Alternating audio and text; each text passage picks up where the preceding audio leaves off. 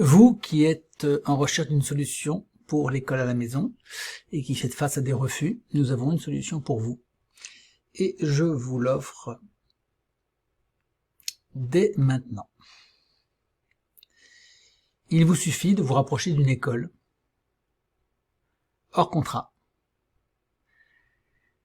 qui a besoin d'argent, qui a besoin d'inscription.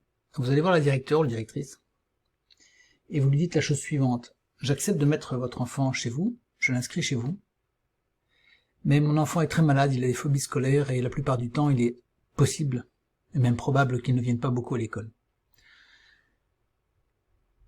Par conséquent, il suivra les cours en présentiel éloigné. Non pas en distanciel, attention. Hein. N'allez pas lui dire qu'il sera à distance. Il est en présentiel, mais quand il pourra, quand il ne sera pas malade. C'est un cours. C'est pas un cours par correspondance, c'est un cours normal. Ce n'est pas du distanciel, il est en présentiel, sauf qu'il est malade souvent, cet enfant. Le directeur accepte ou pas, mais comme ils ont besoin de sous, il est fort probable qu'il accepte. Il en acceptera un, peut-être deux ou trois, mais chaque petite école hors contrat peut bien en accepter quelques-uns.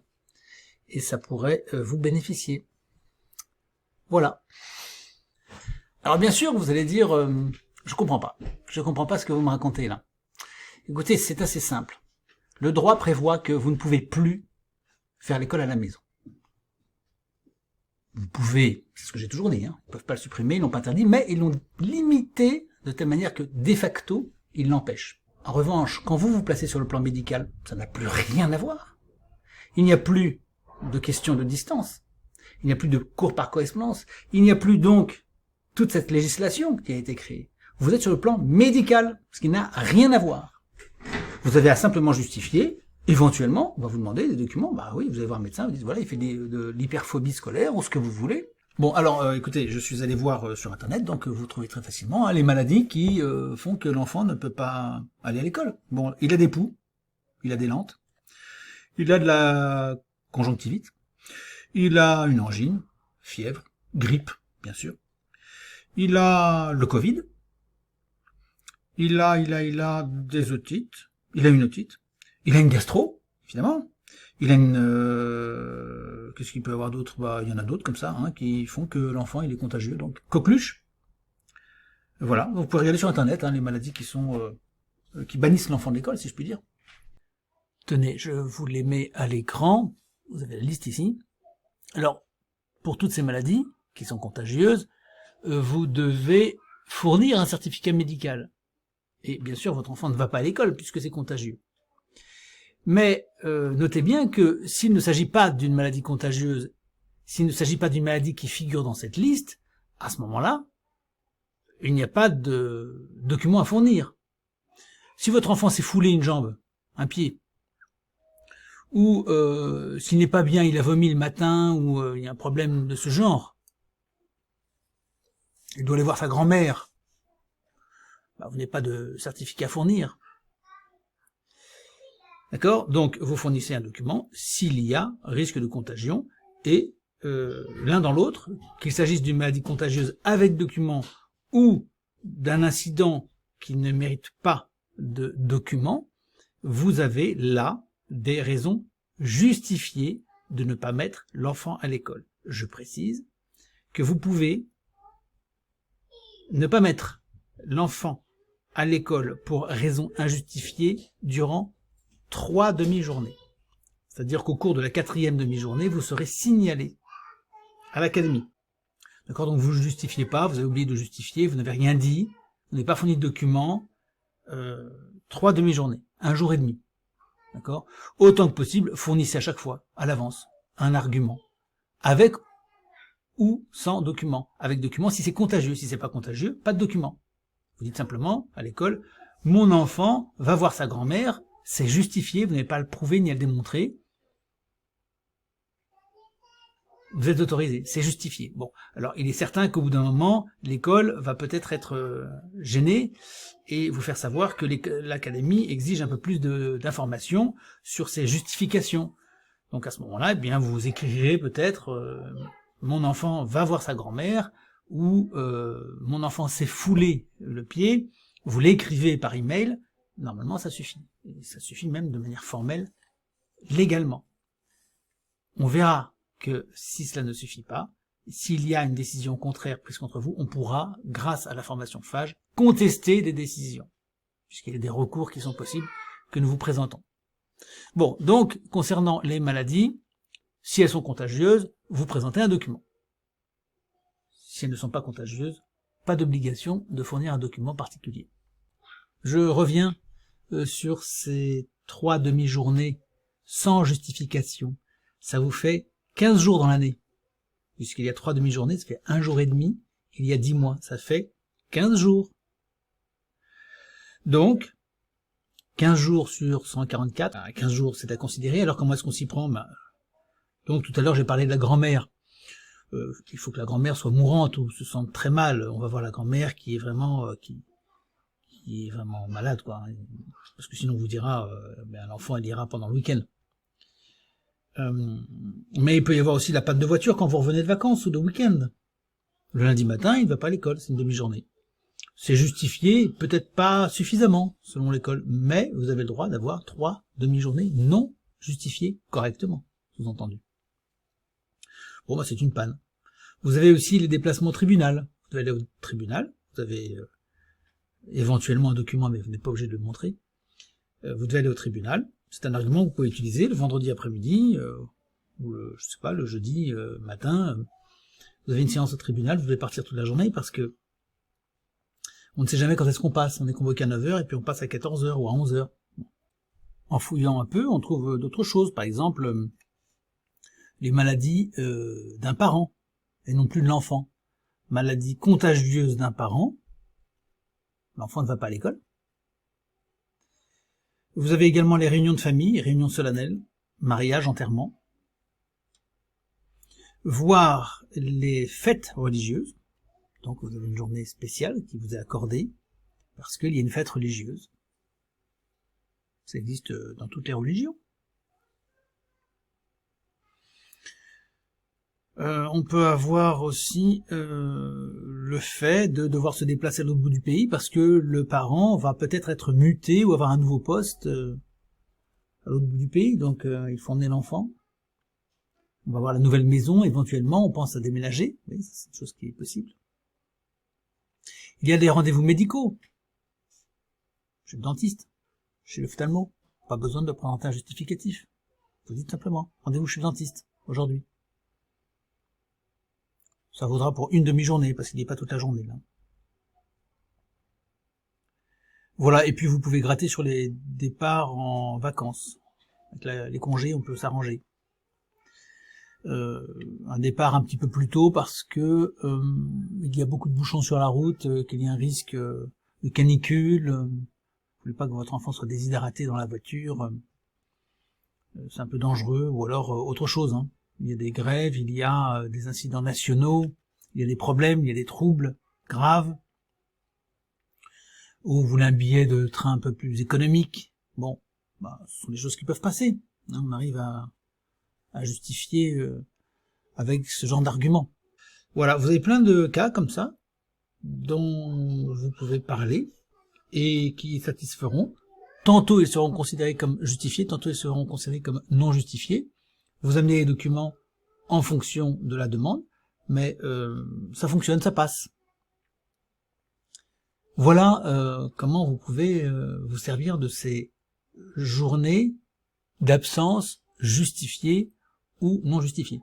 Dans les cas de maladies contagieuses, donc, vous fournissez un document. Allez voir un médecin qui comprend que votre enfant est malade. Il y a des naturopathes, il y a des homéopathes qui comprennent, qui sont des bons professionnels et qui comprennent que votre enfant, effectivement, oui, il a un grave problème.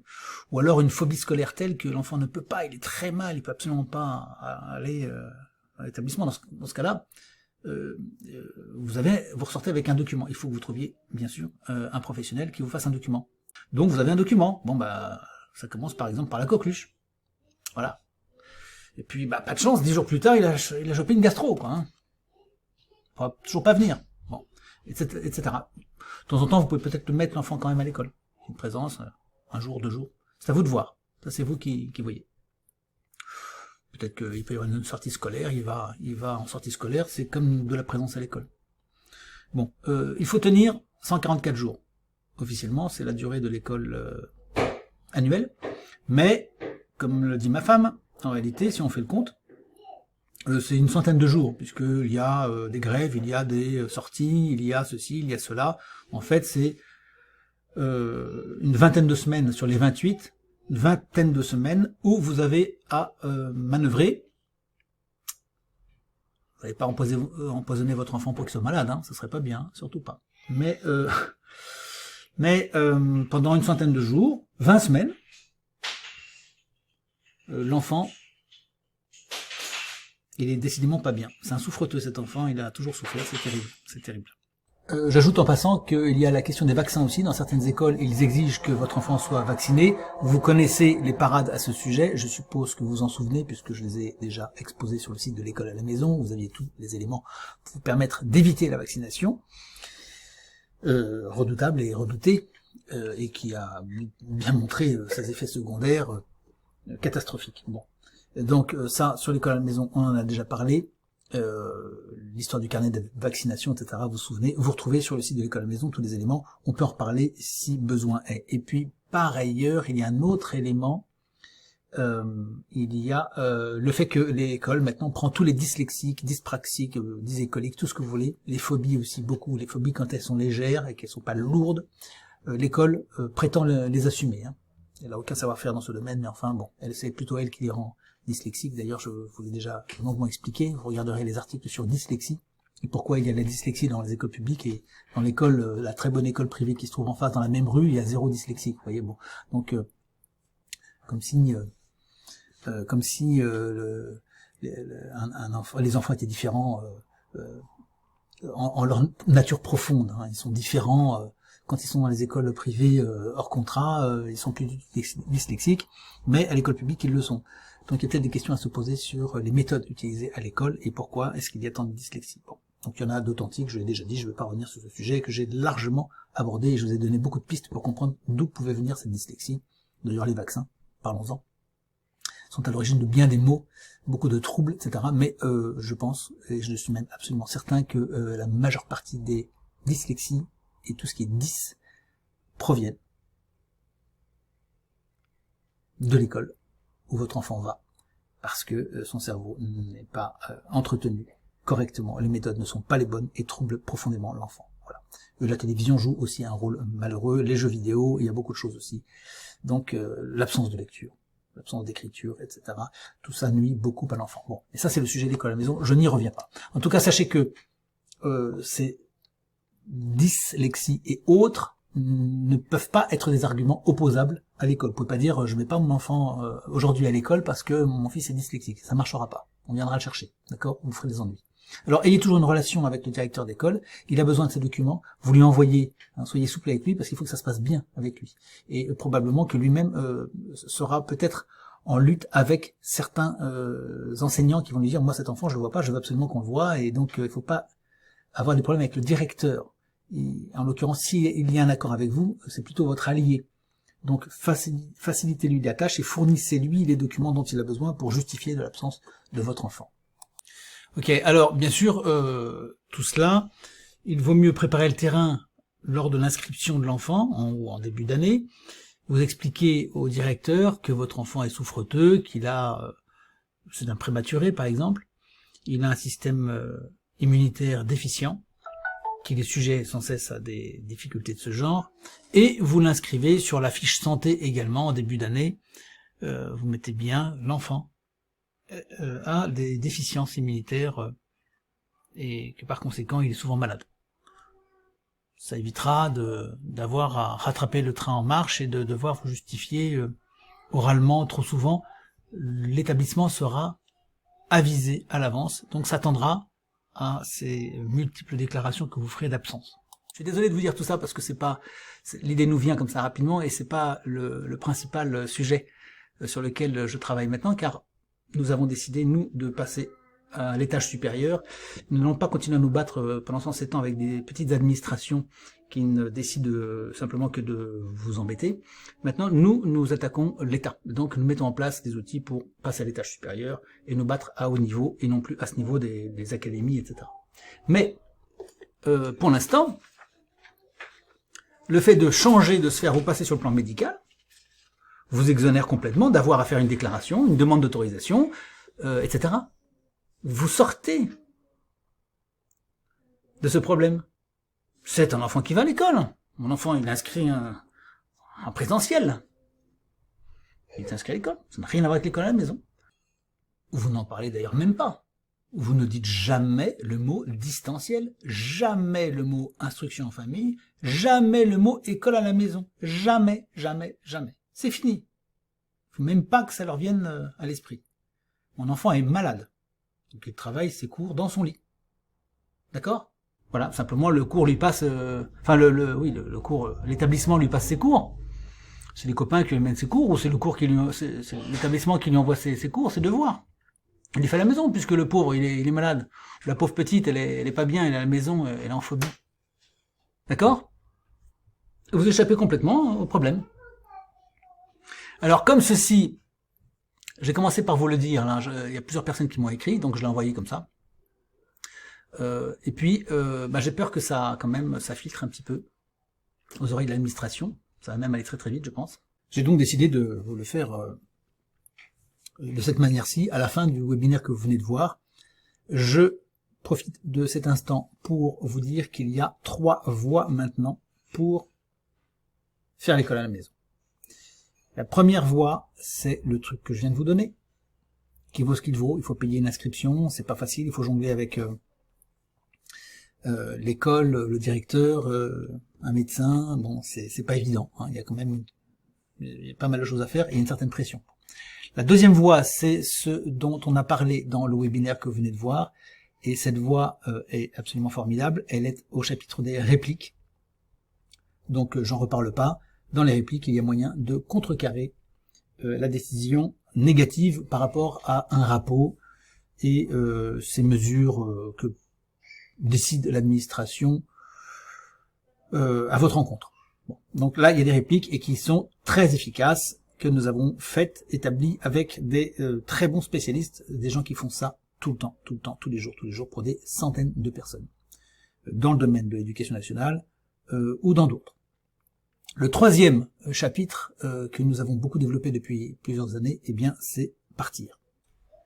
Quand je dis partir, je précise, ça ne veut pas dire forcément partir réellement. Ça veut dire partir éventuellement, officiellement. On peut partir sans partir. Et donc, regardez, partir, je vais vous en parler, puisque maintenant vous êtes inscrits, je vais vous en parler d'ici quelques jours. Laissez venir quelques mails. Réfléchissez à cette histoire de webinaire et de vous faire accompagner pour être fort vis-à-vis de la justice. Ça vaut partout dans le monde, même si vous quittez ce pays. Cette formation va vous permettre vraiment de faire face à des tas de situations extrêmement embêtantes. Donc suivez si possible cela, et par ailleurs donc il y a la possibilité de partir, et partir c'est un coaching que nous avons créé il y a déjà des années, que nous avons enrichi, qui est extrêmement bien fait, qui vous permet d'économiser énormément, de déménager, de partir, de retrouver du boulot ailleurs, avant même de partir, des logements, un logement, et toutes sortes d'avantages, pouvoir faire le transit de ses effets personnels, de son déménagement, sans que ça coûte trop cher, obtenir les papiers pour passer à la douane, etc., etc. Tout ce qui vous permet de changer de vie, d'aller à l'étranger, et puis de revenir quand vous voulez, facilement pour voir votre famille, vos proches, vos amis. Bon, voilà, donc ce sont 3 voies que nous distinguons, que je vous ai énumérées.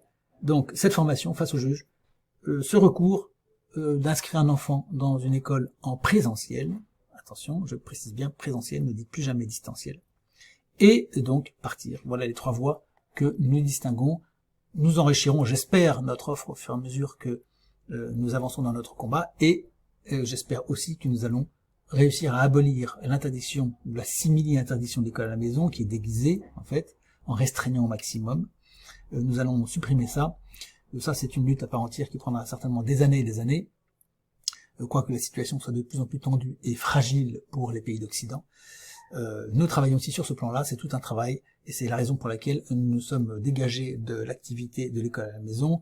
Le site existe toujours, il est toujours plein d'informations absolument passionnantes, mais maintenant, nous devons vaincre ce problème et entrer dans un combat politique de beaucoup plus grande dimension. C'est pourquoi je suis rentré en dialogue avec des chefs d'État, avec des gens importants dans le monde entier, et c'est aussi pour ça que l'État me poursuit évidemment, ils sont très embêtés de cette activité politique que je mène maintenant, et qui me hisse au niveau des gouvernants directement, de l'Élysée et des chefs d'État européens, des gens aussi ailleurs dans le monde de très grande puissance qui regardent de près ce qui se passe en France. Voilà, à très bientôt.